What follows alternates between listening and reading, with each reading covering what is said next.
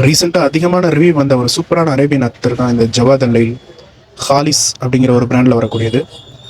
இது both men and woman. இது பார்த்தீங்கன்னா வெனிலா கேரமல் நோட்ஸ் அதிகமாக உள்ள ஒரு ஃப்ராக்ரன்ஸ். அதாவது கேரமலோட இது வந்து அதிகமாக இருக்கும், அதுக்கு ஈக்குவலாக வெண்ணிலாவும் இருக்கும். அதுக்கு அடுத்தா ஊது சிட்ரஸ் இருக்கும். அப்புறம் ஸ்வீட் ஃப்ளோரல் வார்ம் ஸ்பைசி வந்து கொஞ்சம் டவுனில் இருக்கும்.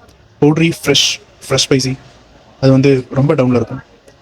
இது ஒரு ஒரு அதிகமான ரிவ்யூ வந்த ஒரு சூப்பரான ஒருத்தர். கேரமல் வெண்ணிலா நோட்ஸ் பார்த்தீங்கன்னா கேரமல் வெண்ணிலா ஸ்பைசி நோட்ஸ், அப்புறம் ஊது சிட்ரஸு ஃப்ளோரல் நோட்ஸ், ஆம்பர் இருக்குது, அப்புறம் பவுட்ரி நோட்ஸ் இருக்குது.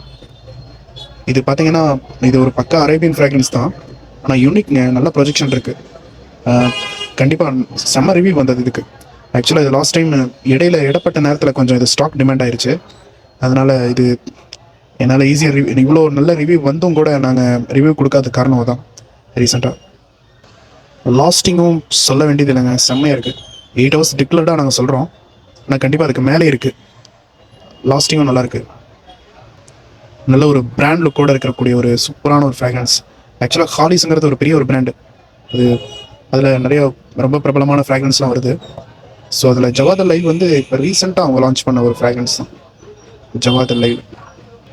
இதில் முக்கியமாக புரிஞ்சுக்க வேண்டியது என்னென்னா, ஜவாத் அப்படிங்கிற ஒரு அத்தர் இருக்குல்ல, அது இல்லைங்க, அது வேறு. அது ஜவாத் ப்ரீமியம், அது தனியாக வரும். இது வந்து ஜவாத் அல் லைல் அப்படிங்கிற ஒரு அரேபியன் டைப் அத்தர்.